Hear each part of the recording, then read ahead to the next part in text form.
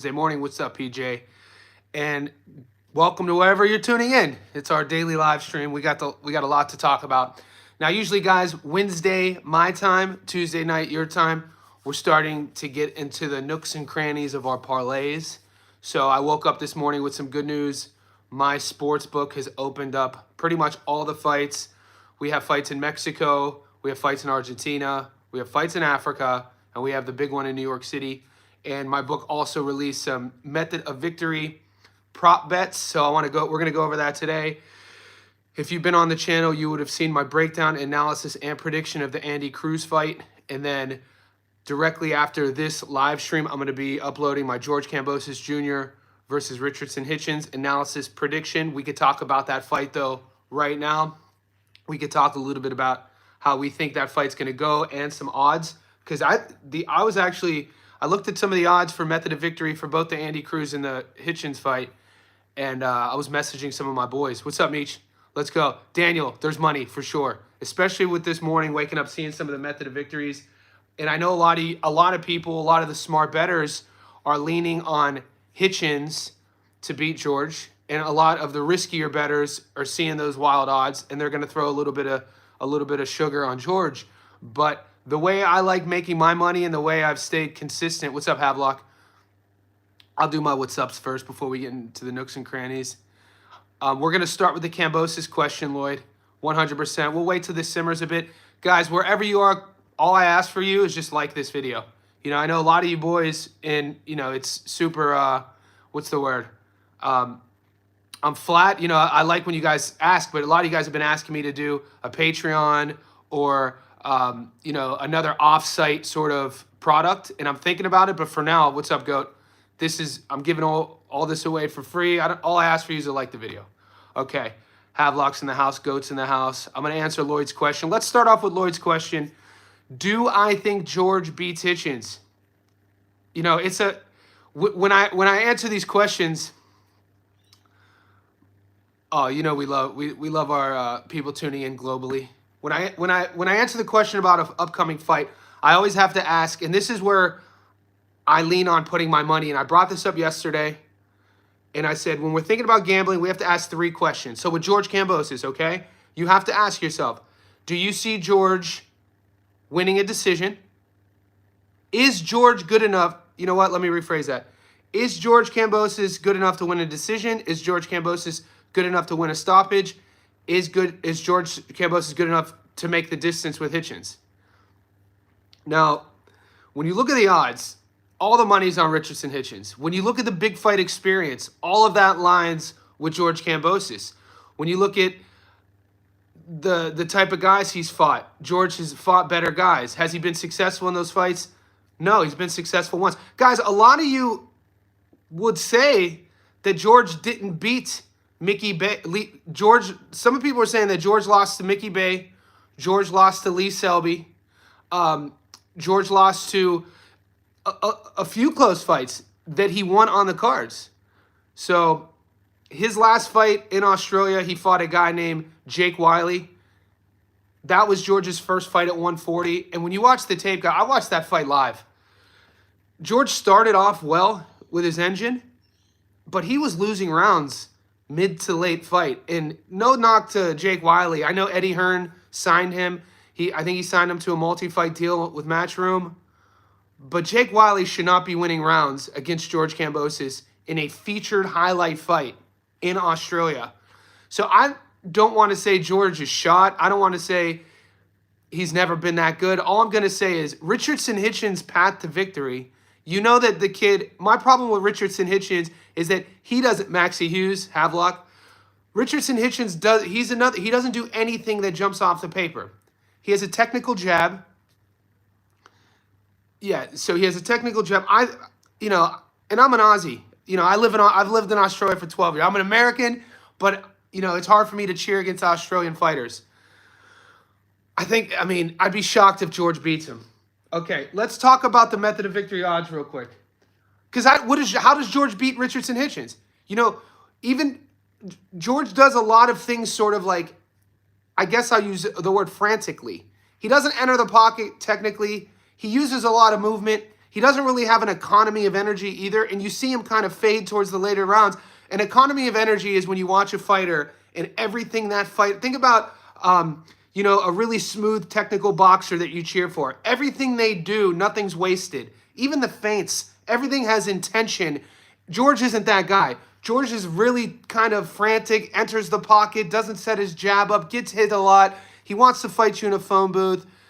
I think that George, he kind of reminds me of a guy who would have fought in the 1950s in his weight class, which is fine. He's a throwback fighter. He's fun to watch. Richardson Hitchins, like I said, if you would have asked me 5 years ago when he was coming out of the amateurs, people were saying, and his people close to him, his nickname's Africa. So if I refer to him as Africa, that's what I'm referring to. Yeah, Hitchens beat Pero by split to become a world champion. People once thought Hitchens was a big puncher. I don't know if it had to do with somebody in his head who told him that he could win fights with his fight IQ, but somewhere along the line, he went from punching to winning fights on the scorecards. I don't think he's had a stoppage since 2022 maybe, and he does he wins fights on the scorecard. So I think Richardson Hitchins should win this fight. Let's talk about the prop though. And guys, wherever you are, GOAT. I know if Cedric's on the stream, PJ, wherever you guys are, our friends in Puerto Rico, the Philippines. It's an international kind of live stream, and that's why that's what makes this so fun. Wherever you are, check your sports book real quick, and let's see the method of victory because I want to hear the odds you're given versus what I'm getting.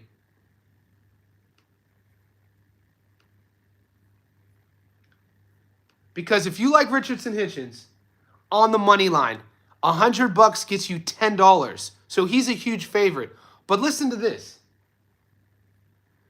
If you like Hitchens by decision, which statistically speaking, that's the way this is leaning. For it to go the distance and him win a decision, you're going to get Hitchens at $1.55. So why not take that prop bet? What's up, Don Julio? Cambo, why not? Let me get to Hitchens first, and we'll get to George in a second. So if you want Hitchens, you think he's going to win, you think he's going to win a decision, rather than just getting the $1.10, take him on the method of victory decision. It juices your odds from $1.10 to $1.55. Okay, and 10,000 on Hitchens to win a decision gets you 5,500 back. I like doing bets like that on denominations of 10 grand as well. Okay. Do you see Hitchens stopping George? I think Hitchens stopping George is more of a riskier bet than any other on Hitchens' side, obviously. Hitchens money line, safest bet. Hitchens by decision is a little bit more riskier, but I still think that's a lock. Hitchens by stoppage is 340. 100 gets you your money plus 240. We'll get to Tio for Rosary. I'm gonna answer. Let's talk a little bit. Lloyd, I'll get to that in a second. I don't think Tio was robbed against George. When you look at how George fought against Teofimo Lopez and the version of George, I mean, that was an upset. That was a punch. He clipped him early. He got his respect early. And we always talk about in a game plan, especially when you're an underdog, your game plan should be able to execute, get your opponent's respect early, and George did that. If you're going to beat Hitchens stoppage, just do Hitchens 7-12. Yeah, I'm not getting those odds. Go. What are those odds right now? What's up, Landslide? Let's talk about George winning real quick, and then we'll kind of convolute everything because I want to answer our friend in Puerto Rico. Tough to say. I think could happen. Hitchens money line, $1.10. So if you think George is going to win, and why not be? You don't have to be greedy. The odds are so wild. If you think George is going to win, take him on the money line. $100. He's an 825 here in Australia. $100 gets you your money plus 725. Why not just do that? If you're a diehard Cambosus fan, if you think he's going to go into New York and duplicate what he did against Teo, take him on the money line. The odds are wild. It's worth it. Even if you put $10 on him, if you're not here to gamble a lot of money, do it. But if you're taking George on the money line, I wouldn't put him on a parlay because the last thing you want to do is have George upset Hitchens and then on a parlay, you lose a fight that's like $1.07.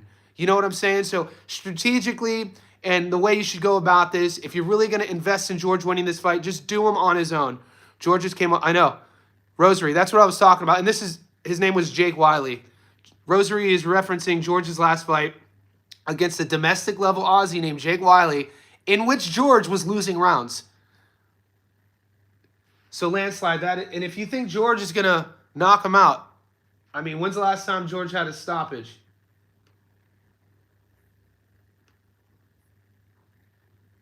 So there is actually more money. So George to win a decision is 15-1. George to win by stoppage is 13-1. Okay? So you Cambosus, you guys who are leaning, guys and girls leaning towards Cambosus, 8-1 money line, 15-1 to win by decision, and 13-1 to win by knockout. Richardson Hitchins 11. Mo Price, I'm comfortable with the bet on Hitchens. It's just I'm not sure what Hitchens to expect. My instinct, this is what I always think. Not obviously what happened in Norfolk, Virginia this week, but when we saw Keyshawn in Norfolk against Lemos, how electric that performance was. I'm expecting don't you guys think Hitchens is due for an exciting performance? Is Hitchens capable of it? I think he is. You know what I'm saying? I think what holds Hitchens back is he doesn't take enough risks and he fights a little bit safe, and that's being very diplomatic. You know what I'm saying? He's going to throw his jab. Who has the speed advantage? I think George might be faster. I'm not Brian Norman Jr., Gaffey, Peter McGrill. All right, now we're looking ahead. Key is better than Kambosos. Yeah, I mean, I rate Keyshawn. Why I brought up Keyshawn is the fact that Hitchens is fighting in New York. Hitchens is a New Yorker. You know, he was raised there at least. He was born, you know, what was he born in Haiti? Where was Hitchens born? Wherever. New York, he calls New York home. I'm expecting, obviously, a large pro Richardson Hitchens crowd. I'm expecting an electric performance. And I just read, if you guys read the media just now, they still have 4,000 tickets that aren't sold. I had your same thoughts when Shakur fought Harutnian. I thought, yeah, but it went the decision. And guys, we broke that fight down with Shakur and Harutnian. But guys, Harutnian didn't have a lot of pro fights, but he was an Olympian and he could box. Kambosos 5'7". Rosary, exactly. Kambosos is moving up a division. He's not a big dude. He's not a physical guy. And I'm starting to question his durability as well. He doesn't have one-punch knockout power. Even the knockdown when he hit Teo with, it was more of a timing shot. You know, he was in and out and caught him. It was a great backhand. It was beautiful. But that was a couple years ago. I think, and who knows what was going on in Lopez's mind. It was that one punch that's allowed George to fill out football stadiums here. Like I always talk about. That one punch against Teo. Guys, has there been a fighter in recent memory who has done more with a career, and dare I say less with talent, because I don't want to say that about George. I speak highly of him. He's an Aussie icon, dude. But has there been a fighter in recent memory who's done more with the career in terms of finances with one punch than George? Sells out the Kudos Bank Arena the first time against Devin. Sells out the Laver Arena in Melbourne the second time against Devin. Sells out the RAC Arena in Perth against Lomachenko. Now, granted, a lot of those tickets were, you know, his counterpart, but that's still George Kambosos fighting in arenas and football stadiums, and now he's fighting at the Garden. And we just talked about the Maxie Hughes decision, the Lee Selby decision. You could go down the list. What he looked like against Jake Wiley. And you have to go back to the one punch against Teo. So that kind of is wild when you think about it. George is a real one. Puts his hand up to fight everyone. You know, and this isn't to knock Aussies, but something like me being an American, living in Australia since 2013, Aussies really don't know how to banter. So the Brits, there's a lot of Brits down here. The Brits call talking shit bantering, you know, going back and forth. You know, you could banter and talk shit back and forth, and it doesn't have to get emotional. You know, I grew up in Northeast Ohio, Youngstown. No matter where you guys grew up, or girls, if you grew up around, you know, teammates in a locker room, you know how to banter. You know, your boys will find like a flaw, and you go after it. And, you know, sometimes it leads to throwing hands, sometimes it doesn't. Not a lot of Aussie fighters could do that. Tim Tszyu has no banter. Liam Perro has no banter. Jai Apataya has no banter. Justice Hooney has no banter. But George could banter. That's why I like him. When you think about you know, I think that's why that's one of the reasons. You know, George could sell a little bit. And that's one of the extraneous variables on Kambosos that he has one up. Not the most talented guy. Has Teo, Haney, and Lomachenko. I know. Brian Norman Jr. fight is the following week, Mo Price. He just landed in Japan, I think, 3 days ago, fighting Sasaki. That's a tough fight. I'm definitely covering that fight on my channel. Wow, good call. And that was a late stoppage, Meech. What did that pay out? Jai is a bum. I can't wait. Jai's not a bum. Rosary, you're out of your mind. Jai is a dog. No one beats Jai right now. Jai Apatai is a dog. I went to Loma fight. It was great to see Loma in his last fight. See Hitchens' decision. George is a real tough guy. Yeah. So George is his sort of strengths are things like this. Things that you're not going to see. You can't. How do you measure heart? You know, look at the face-to-face breakdown. You're not going to see heart 3 stars, heart 2 stars. But George has that. And like I said, he's awkward. He's an awkward guy. I think he's quicker. He's an awkward style. I think he's quicker than people think. I think his feet are a little bit more trickier than people think. His angles. Yeah, whoever said, Rosary Hospital said Jai's a bum. That is the most insane comment I've heard in a week. George actually has the best banter, lightweight being too cringe. Yeah, Dubois, Apatai is a fight to make. Well, Dubois is a heavyweight. Apatai is a cruiser. Apatai has said multiple times he wants the Zerto Ramirez fight, and he wants the unified cruiser. So that fight's not going to happen. And Dubois is fighting Usyk. Come on, baby. Come on now. What's your opinion on the whole TB? We'll see if it happens. He's referring. Let's talk. Let's give that. Before we get to Teo, let's kind of round out this Kambosos Hitchens fight. So is anybody taking George with a reasonable excuse to win? So the one thing on this channel, the longer you're here, you'll realize that we pick our winners and losers based on reasoning, not just the odds. So I know people are leaning on George because of the odds. Is anybody picking George because they see a path to victory? And I'll leave that up to you guys for a couple moments because I'm interested. Because maybe sometimes you guys see things that I don't. I don't see a path to victory for George. And I know with gambling, those odds could get sort of, tempted. You could get tempted into putting money on it, but that's why Vegas has bright lights. Robbery. You think Hitchens is going to get robbed in New York? I mean, doesn't he? I'm pretty sure he has a nice little following there. This is a homecoming for him. Name an elite fighter Jai has fought. Oh, wait. Name an elite fighter in the cruiserweight in the division, mate. All Jai has done is beat everyone they put in front of him. Y'all, please don't lose your money betting on George. The only way I see Kambosos is when he lands the punch that causes a cut. And come on, what are the odds of that? Kambosos by robbery. Make it right on time. Make it right on time. Was watching your last video. Ethan Theodore. So, have you guys looked at the Andy Cruz odds? Are you guys comfortable? We already covered Andy Cruz yesterday. No one's even mentioned him. I just want to mention that before we move on because I want to answer the Teofimo Lopez question and kind of leave it up to, we could then turn the live stream like we always do into a what's going on in boxing live stream. Loma to stop George, 285 for reference. As we speak. Oh, thanks for that, mate. Method of victory is just really, yeah, same, Mo. I wanted to get into that. Kambosos cooked the bet as a distance or stoppage. I think so, too. And that's where the conversation is. Does Hitchens have the arsenal to stop George? Hitchens is a big dude at 40. Somebody already mentioned it. Look at his length. Look at his height, 5'11", and he carries his weight well. It's wild to see. He has no body fat. George is not a big dude. George wasn't big. He didn't cut a lot of weight at 35. And he's not, when you think about a fighter's physicality, he's not sort of like a stout guy. Can't see George winning.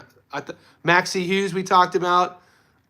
Lee Selby we talked about. I didn't think he fought well against Jake Wiley. I thought for sure George was supposed to stop Jake Wiley. Kambosos loses to Hitchens, Puello, and Teo. Well, George already beat Teo, so Puello's a champion at 140, and Hitchens is a champion at 140, and George fought at 135 his whole career. This is our first. He fought Wiley at 140. A domestic fight, but that I don't count that. And Wiley was a last-second step-in. So I don't think anyone's talking about George. I think this might be George. I think George is cashing out. I do. Look where he's at in his career. Look what he's done. I think this is George cashing out. And if his dad watches this live stream, Jim, I always talk really highly of Jim Kambosos, what he's done managing George's career. They have a lot of other good young fighters who he manages. And I think at this stage of the game, I don't want to see George get beat up too much anymore. I think he's done a lot for Australian boxing. I think his legacy is already written. I think he's going to go down as one of these guys that is going to prove to future boxers that you don't have to have a perfect record to really, make money in the sport. Because George Kambosos, I use him as the perfect example to negate the argument that you have to have a perfect record. Because there's a lot of guys who are undefeated that George has probably 5x their total net worth. And George, you know what I'm saying? So George is showing the way to not have a perfect record. You could still lose fights and still fight for titles. It's insane. And a lot of that goes down to Jim Kambosos. Taylor just came up. But look at it's wild to see whoever's made Taylor's career. I don't want to say mismanaged. It's kind of the same thing. He gets a lot of high-profile fights, but he doesn't make a lot. Look at he's told us he's never made $1 million in a fight, which is insane. I think this fight is perfect for Hitchens to make that statement, Meech. I'm expecting Hitchens to make that statement. I think that he's good enough. I think where Hitchens falls short is I think it's psychology. I think it's his unwillingness to be vulnerable in a barn burner. George will bring a barn burner out of him if he wants to do it. And I think for fans, we like to see that. I think Hitchens' camp sees that in George. And maybe, looking back at his recent opponents see that in George. Like, all right, let's bring this Aussie dude, this Greek warrior, this Greek Spartan guy who will give us a war. I like Richard, but I think him and Teo may be the weakest link in 40. I wouldn't call I'm not the biggest Teofimo Lopez fan, but I would not sit here and call him a weak link. Teofimo Lopez, in terms of boxing, ticking boxes, Teofimo Lopez is one of the best in the world, mate. And I'm not even a big fan. All right, now we're talking GAR. He's one of my favorite fighters at 40. We covered GAR versus Rayo, and a lot of you boys picked Rayo, and I'm still high on Rayo Valenzuela. But I knew that was a bad matchup fighting GAR, especially GAR coming off of his first loss against Puello. GAR dog walked Rayo. Man, that version of GAR is how all of the true blue fight fans look at Gary Antoine Russell. They look at that family and they look at that potential. And, thankfully we got to see it for once. And I'm excited to see what he does in his next fight at 140. And he's already world champion. Teo's fight inactivity and him looking subpar in fights. Teo looked good against ABJ though. Puello beats Russell. They already fought. Puello beat Russell on points. Is Teo fighting Russell? I heard something earlier. I'm not sure. Rosary, are you trolling us? Because I don't recognize you on the live stream, and we got a lot of boxing heads on this live stream. For you to just say Puello beats GAR, insinuating they haven't fought yet when we all know they already fought, is wild. Can't believe the GAR Rao fought. I know. We made easy money on that. Again, okay, I don't know. I'd like to see him fight again. Unify at 140, Rosary. Someone said Teo signed. Yeah, Teo posted with the PBC hat on, and he posted August 16th. The way Cambosus stands over his front foot with a lead hand down, nightmare for him. Matias lost to Pero, strategy and negativity, but I think Matias comes back and beats up. I don't think so. I think Alberto Puello is going to outbox Subaru Matias. Alberto Puello is a very, very skilled southpaw. He's not a world champion by fluke. He could box. And when he's fighting a Subaru Matias who is one-dimensional, the whole world knows what Matias wants to do. I think Puello outboxes him. I think he makes Matias look pretty amateur. Poppy, Brandon, Andy Cruz upset. You're out of your mind. No way. Andy Cruz is high, world class, mate. There's no way he loses this fight. I would go heavy on Cruz. Hironori Mashiro is a domestic level Japanese fighter. He has a nice record, 17-1, but there's nothing that he's going to do that Andy Cruz hasn't seen. You mix Andy Cruz's amateur pedigree with Andy Cruz being coached with Bozy Ennis. He's 5-0. Two of his last 4 fights he's ended by stoppage. He does everything world class. When you really watch the minutia of the sport, when you really break down how to enter the pocket, how to exit the pocket, does your fighter do head feints? Does he do foot feints? What's his quickness like? What's his reaction time like? Andy Cruz circling left to right. Andy Cruz being able to counter. You're out of your mind. Andy Cruz is okay. It was a joke. Poppy, you gotta reference these jokes unless you're trolling me, and I'll go off on it. Matias versus Puello. What about Berlanga? Berlanga. Edgar, let's talk about Berlanga Shiraz. Two guys we cover a lot on the channel. It's easy to get lost in Berlanga being a quote unquote, whatever you guys want to call him. It's easy to forget about Edgar Berlanga's hand speed. It's easy to forget about Edgar Berlanga's power. It's easy to forget about that 16-0, 16 first-round knockouts. What's going to separate Berlanga versus Shiraz in this fight is Shiraz's defensive holes in the pocket, Edgar Berlanga's hand speed. Shiraz has never fought a guy like that, and he's never fought at 168. And like I said, a lot of boxing fans who attach themselves to certain fighters will hate a guy for their personality. I'm not a fan. I'm coming at it from a technical perspective. Berlanga, I'm putting the house on him to beat Shiraz. You think Tiger could beat Norman Jr.? Not yet. Tiger has only had 2 fights at 47. After watching some type of Micho, I agree with Cruz knockout. Same. Bro, Berlanga sucks. I mean, I disagree with you on that. I mean, you don't have to cheer for him, but the dude does a lot of things. Edgar Berlanga has been boxing since I think he was 5, 6 years old. Edgar Berlanga's hand speed is world class.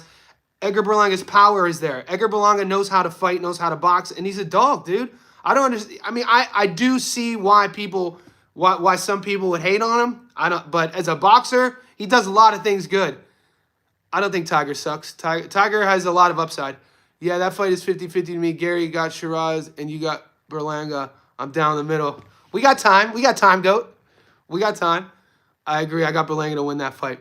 Yeah, my issue with Shiraz is, and you guys can take whatever you want from this, rewatch the Carlos Adames fight. Rewatch the mental issues that Shiraz was battling mid-fight. There's one thing with a fighter who, is struggling mentally outside of the ring. We know that. It happens a lot, and we have a lot of empathy for young fighters who are trying to figure out who they are outside the ring. There's another thing within a fight, in a world-class match when the whole world's watching, when you're struggling to figure things out.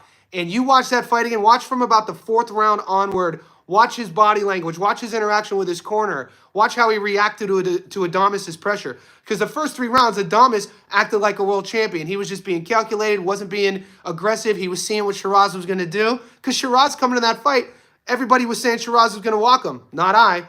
Definitely picked Adames to win. They gave him a draw. I thought Adames clearly won that fight. I'm glad he didn't get robbed. But when you saw how Shiraz boxed, his body language, the psychology, Edgar Berlanga is going to eat all that up. You can't be coming into a fight with a dog like that and your opponent like Berlanga seeing those holes in your mental game. And Berlanga's already started the mental warfare. I think it's going to be easy work. And I'll admit if I'm wrong. I don't think that's a good matchup for Hamza Shiraz. For his first fight at 168, I don't think that's a good matchup. Brits can't beat anyone else but their own.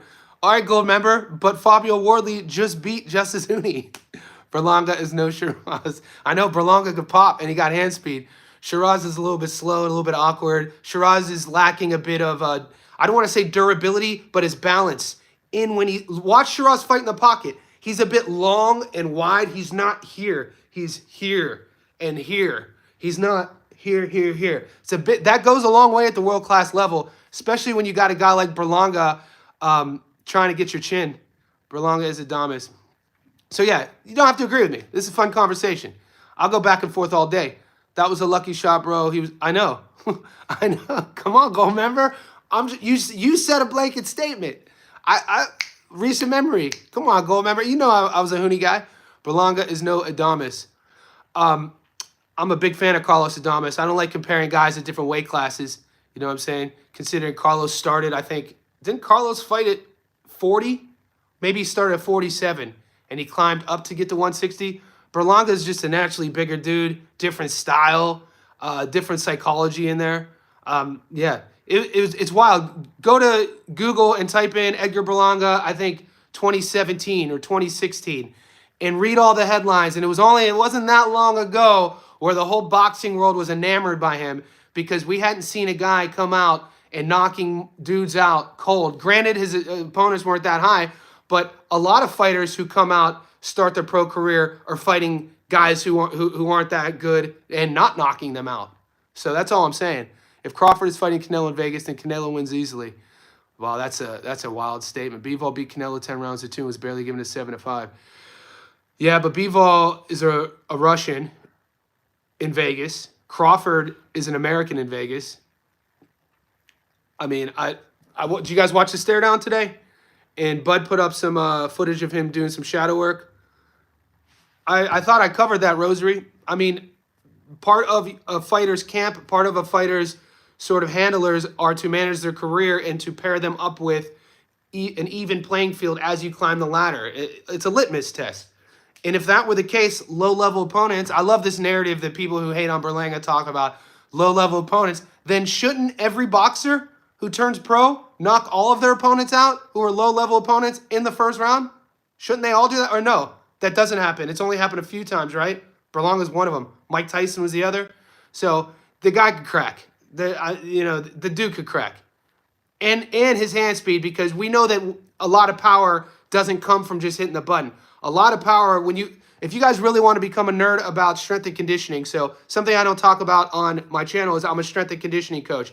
And one of the styles of training in a fight camp is plyometrics. Plyometrics is basically using your body weight to create speed. Speed creates force. Force creates power. So there's an equation. Like think about a box jump or a plyometric lunge. So you're using your body weight, start, stop, explosion. So the equation to get to power. Power is the last outcome. Speed. Speed creates force. Force creates power. That's a scientific equation. Berlanga has speed. That's why he has power. Shiraz does not have that. And this is why I can't wait to see the odds. I'm leaning heavy on, I think Berlanga starches him. I don't think it's a good matchup, mate. Yeah, he did. He did. Berlanga did bite his ear. If you don't know, you spoke on this. Did you watch yeah, she got gifted.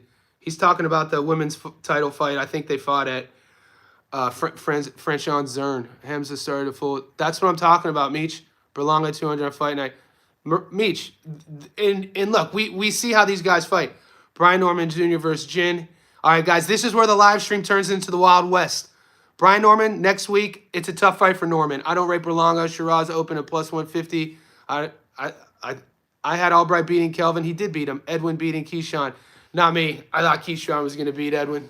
I definitely was comfortable with that pick. I stayed away from the Kelvin Davis fight with Nair Albright, but I know a lot of you guys who follow Gary on 3D Boxing picked, and you guys won money, and that was a great pick. You guys picked Wu, and he won. And I'm glad for him. It's good to see him win one of those fights because they tried robbing him. Those scorecards were insane. I think one of the judges gave him a draw. That was insane. I don't know where you're seeing Shiraz is slower than Berlanga. 100%, man. He's in the pocket. Watch how they fight in the clinch.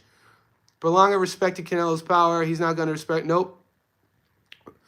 Berlanga lost 10-2 to Canelo. 10-2 comes back, fights a bum who's unranked and hasn't fought. Yeah, he fought. No one's talking about. I wasn't using Berlanga's last opponent in Puerto Rico. We featured that fight, and you couldn't find any tape on him. He had a 10-year break. He was a good amateur, his last opponent. His name's slipping my mind. Please forgive me. And then he disappeared for 10 years, and we found out that he went to prison. And then Berlanga. Look, Edgar did that to hook him up with some money. These things happen. And he did that to stay busy. But do your research on Berlanga if you think about it. One of the things that people in the know and gyms talk about is his hand speed. He has good hands. Albright hurt Keyshawn, and I got Edwin hurt in all three of them. I don't think Edwin hurts Keyshawn at all. I thought Keyshawn should have beat him up. Edwin De Los Santos, I mean, he could punch. Brian Norman upset. Maybe. We'll wait till fight week. Adamas beat Shiraz, well cashed. To Andy Cruz, get the KO. PJ, let's talk about that real quick. So we featured this fight on the channel. If you haven't watched the breakdown, it's on my prediction playlist. Andy Cruz, and if you guys are bettors, the props just opened up.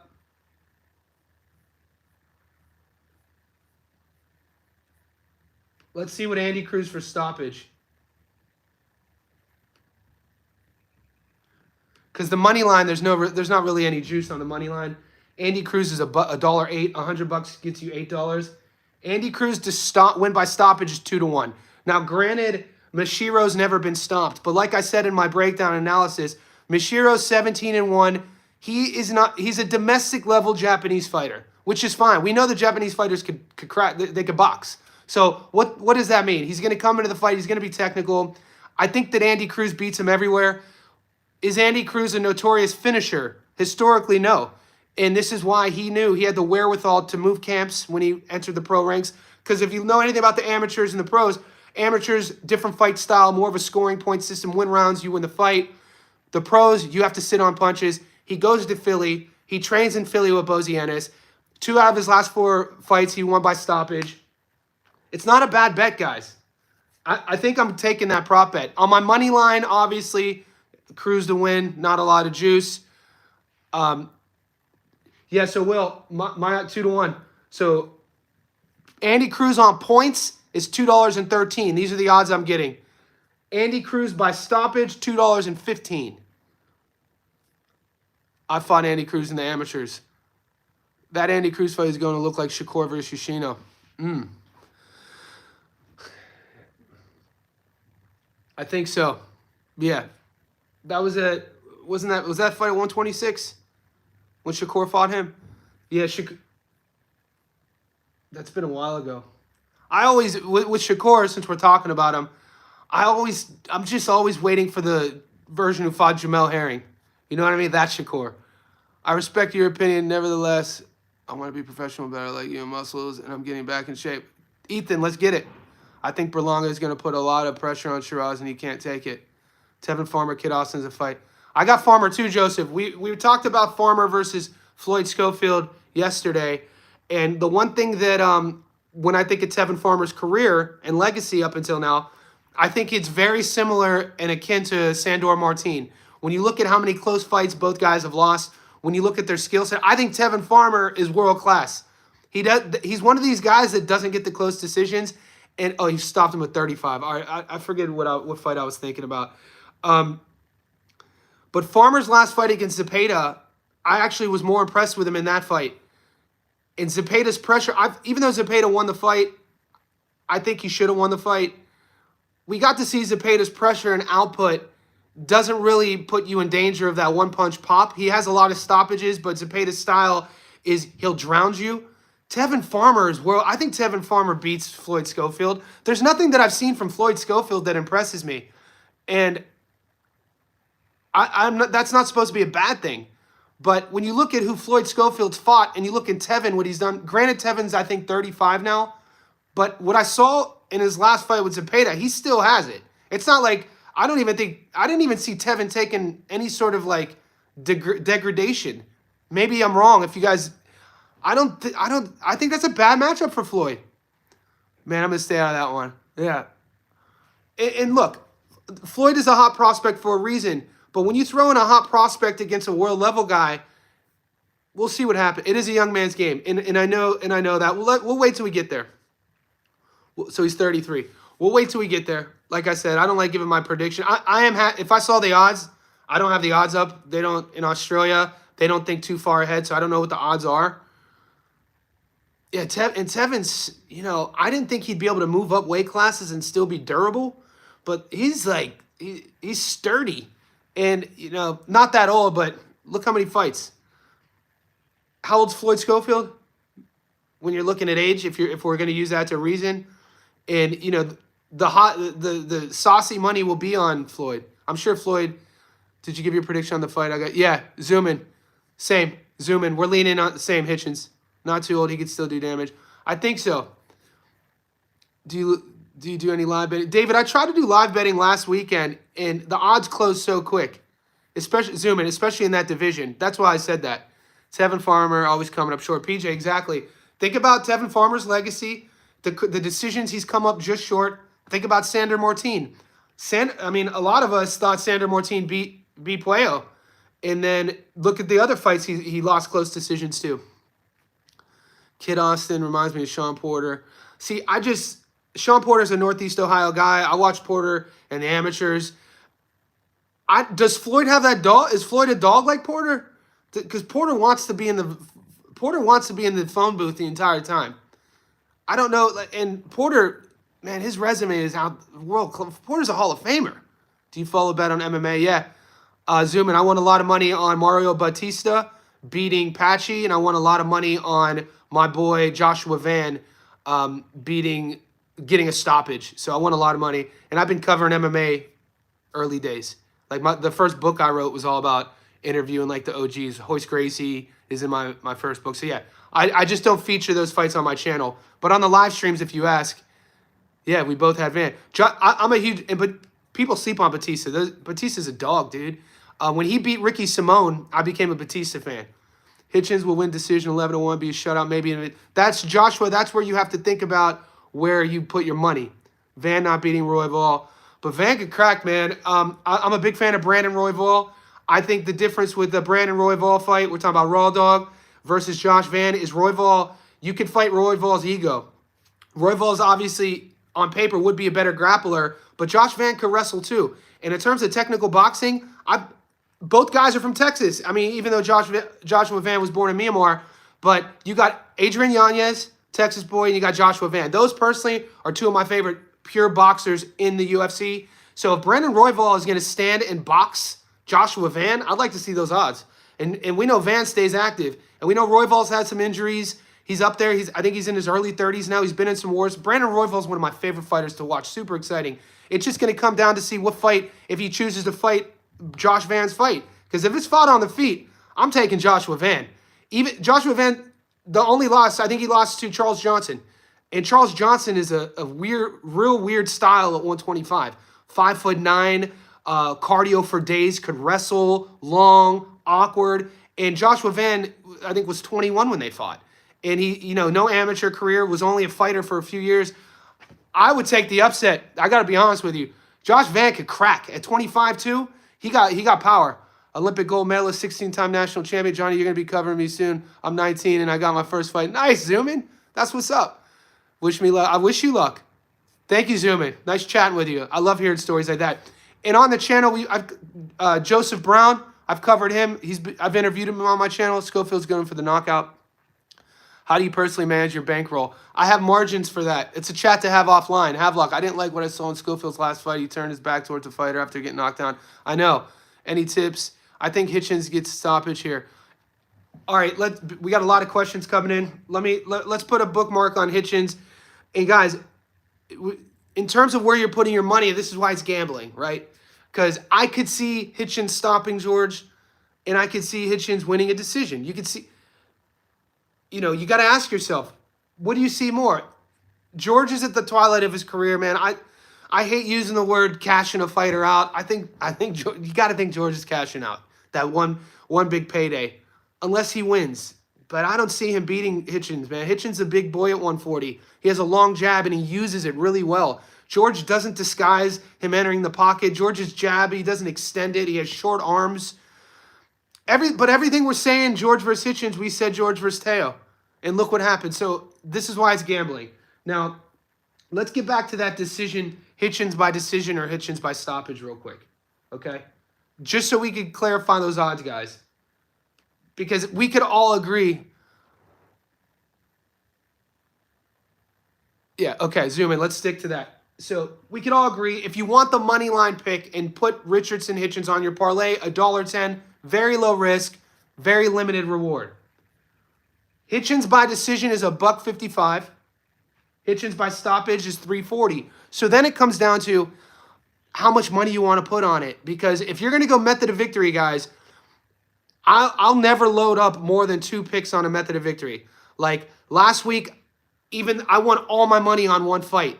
I won Joshua Kelly to stop Flavio Bea, $1.85. 10 grand paid out 8,500, right? If you have that, if you're going to go heavy, do something like that. And then I had a knockdown prop bet. Even though I predicted Justice to beat Fabio, I stayed away from that fight on my moneyline parlay. I picked Fabio Wardley, Justice Uni, plus 0.5 knockdowns at 160. And I went heavy on that. And we know there was a knockdown. Even though my credibility took a hit because I wanted Huni to win, I won my bet. On the parlays, when we go the long money line parlays, it's been about 3 weeks since I hit a big one. We hit a 22 leg 3 weeks ago in Australia. And then 2 weeks ago, we lost Caleb Plant. We lost Josh Taylor on the money line. And then this past week, I know a lot of you guys, myself included, I picked Joseph Hicks He was $1.26, and Windy Toussaint beat that man up. And hats off to Windy Toussaint. I wanted to put 100K on Junto. Yes. Thank God you didn't, because I lost a prop. I had Junto. My bad. I picked Junto to win, but I picked a knockdown prop, and there were no knockdowns. Junto's one of my favorite fighters to cover. That from 115 to 122, we got a lot of good fights coming up. A fight with a puncher is almost always a 50-50. Yes. Yeah, so to put a period on the point, the Windy Toussaint was a 3-1 dog, and it's always easier to look back after the fight and be like, damn, I can't believe I didn't see it. But Joseph Hicks was talking to himself as like the next B-Hop, undefeated, only had a handful of fights, talking all the talk, and Windy beat him up. So my point is, when you have the money line, I don't like convoluting money line bets with method of victory bets. If you're, like I said, if you have the money, go a little bit heavier on the decision or the stoppage. And if you like Hitch by stoppage, I mean, $1.55 isn't that bad. You know, $100 gets your money back plus 55. Let's say Hitchens wins that bet. You have $155 in your account. You keep it in your account, and you just roll it over. So if you want to make money gambling on the sport, you have to be patient. It never happens. It never happens trying to get rich with one bet. So I lived in Las Vegas from 2011 and 2012 before I moved to Australia. And living in Vegas as a local, you know, living at the sports books, I worked on the Strip at Planet Hollywood at a nightclub there. And I learned from some of these old head gamblers, these guys who lived in the sports book, and they were like, one thing they said, look at these lights. Vegas isn't Vegas because people win gambling. You always give your money back to the house. So when you're betting on sports, if you're going to go heavy, don't put too many things together. One or two things max. Think about when you see Drake, or like Floyd, when these guys who are wealthy millionaires, they'll only post their winnings. What does their ticket always say? So-and-so by money line, so-and-so by decision. It's never like boom, boom, boom, boom, boom, boom. So that's what I'm talking about. Yes, Rosary also said Jai Apataya was overrated. Jai Apataya, that guy. When you watch, I've watched his whole career here in Australia. Jai is that dude. Heard golfers gamble for anything. Yeah. Well, those are degenerate gamblers. Yeah, I'm not a degenerate gambler. I'll gamble on boxing, MMA, and then college football. And that's it. College football, I win a lot of money on college football with the money lines, especially week 1 through week 4. In NCAA, week 1 through week 4, before league play starts, you get a lot of these big schools. Ohio State, you know, I'm an Ohio State guy. You get a lot of Ohio State games, Michigan games, Penn State games. They're playing like Sisters of the Poor. The odds are like $1.07. You put like 10 of those together, you can win a lot of money. So, but other than that, I'm not betting on horses. I'm not betting on dogs. I'm not betting on ping pong. None of that. So if you want to make money, you have to have boundaries. Wish he would effing come back, though. Are we talking about Errol Spence Jr., EJ? I think I saw that flashing through. Guys, wherever you are, we're 50 minutes into this. Could you like the video? You know, this is going from 70 people to 50 people. And if you guys all like the video, it'll just help me out. You watching MMA next week? Usman versus Buckley, August 16th. Heaven for martial art fans. Yeah, I'm watching that. Sisters in the War. Mike, you know my point. You get it. Thanks, Zoomin. Appreciate it. But yeah, so as we inch closer and closer to NCAA, we're getting there. It's already June. I think opening weekend is somewhere around August, mid-August to late August. We could go further on these questions. But yeah, I'll be watching the Usman versus Buckley card. But I used to cover MMA on the channel. Johnny gonna be averaging 100 plus viewers soon. We got to get it up, goat. We're getting there. What date is Taporio Oliveira? I'm not sure. Hitchens is going to hurt Cambosos. I can see it happening. I like to see Richardson use the body a bit more. And I think he could definitely test Kambosos' durability. Guys, did you guys see the Africa card we haven't talked about? So there's a card in Ghana with Brandon Glanton. And Glanton's a fighter I've covered on the channel a couple times. Brandon Glanton is the guy who went to the UK and lost to Chris Billum-Smith. But he was undefeated. He's fighting. If you guys could take Brandon Glanton by stoppage, do that. I've got a lot of MMA questions coming in. Who you like? Probably moving New York crowd might feel him to get the KO. I encourage him to do it. That's what I was thinking too. Zoom in. Ali Wash on it also, I believe. So yeah, to refocus on the boxing, another bet I really love. It's in Ghana. There's a card, guys, in boxing this weekend in Africa. We got Nonito Donaire fighting in Argentina. We got Juan Francisco Estrada fighting in Mexico. We know we last saw Estrada fight Bam Rodriguez. And we got the card in New York City and then Ghana. So the African card has a lot of good odds. So for the True Blue gamblers, take a look at your book and see if you could get the Brandon Glanton fight. He's a huge money line favorite. He's being brought over there, big dude, to knock this dude out.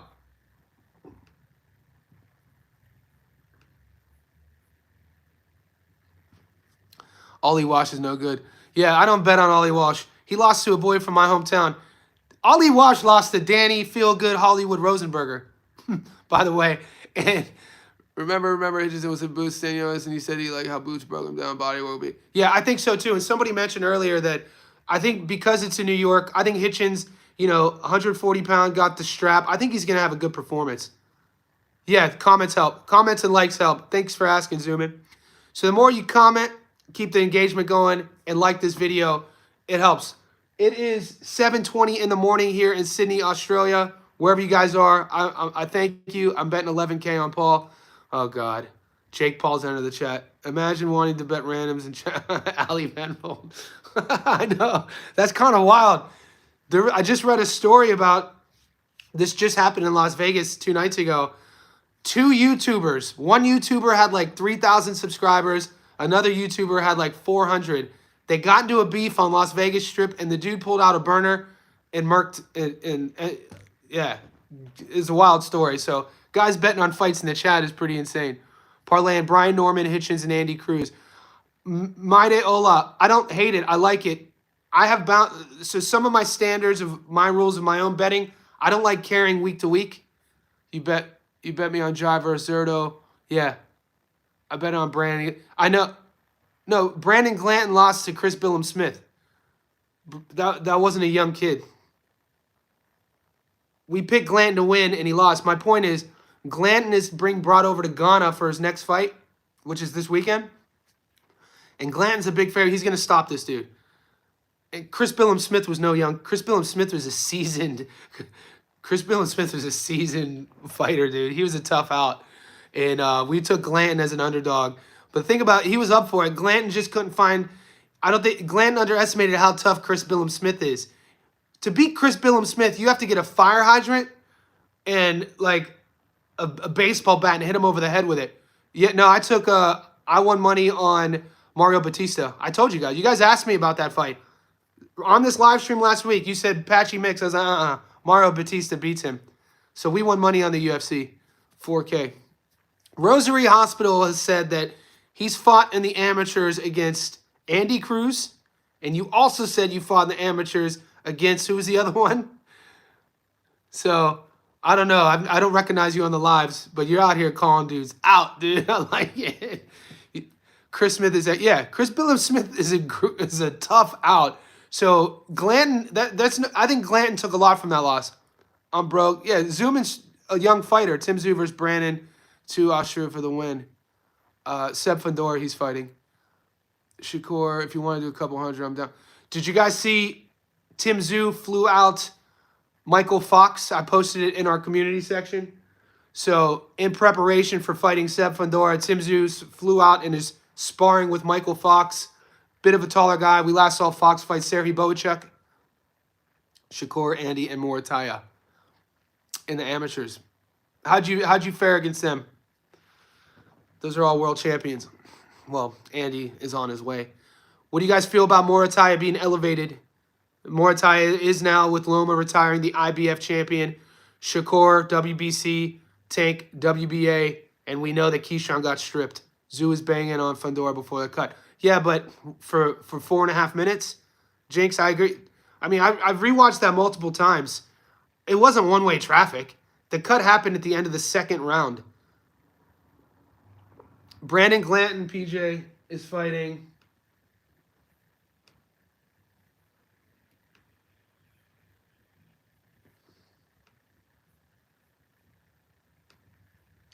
It's a guy. It's a local guy. Give me a second. John Nappery. Me too, Zuman. I'm very excited for Brian Norman versus Saki. I'm a fan of both guys. Fedor versus Zhu, 75 to 25 fight. Fedor may be more confident watching Zhu get starched coming from a knockout win. Someone similar size Zhu. Yeah, and Zhu got his confidence back by fighting Joey Spencer. You think Fedor's losing this time? Interesting. Hiroka and Gary Russell, I reacted to. Who wants to be on Jai versus Zerto? Bet when that fight, if that fight gets signed, Rosary, we're gonna cover it. So do Hitchens get the knockout? PJ, I think so. I think so. I think he's going to be a lot bigger than people think. Yeah, we're betting on Donaire. I'm covering Donaire on the channel. He's fighting this weekend. Nonito. Juan Francisco Estrada's fighting this weekend, too. He's one. I like him. Donaire is fighting Andres Campos. So it's a close fight. It's not quite a 50-50 on paper, but Donaire's 42 years old, guys. Future Hall of Famer. Andres Campos, on paper, he's a slight underdog. So we're going to get into that fight tomorrow. Guys, this stream is approaching an hour. I have to go powerlift now. To let you a little bit into my life, I'm a strength and conditioning coach. If you're new here, I have a private invite-only strength gym and boxing gym below, downstairs. So I have a client in about 30 minutes. We're going to do some deadlifts. I'm going to do another live stream later on today, and I'm uploading my breakdown of George versus Richardson Hitchins. It'll be my breakdown, analysis, and prediction. If you're new to the live streams, check out my playlist called Predictions. You'll see the edited version of these videos. And I say thank you for tuning in. Like this video. If you haven't already, could you please subscribe and stay tuned? We have a busy week. There is a lot of money to get made. And if you're still watching right now at the end of the live stream, I say thank you.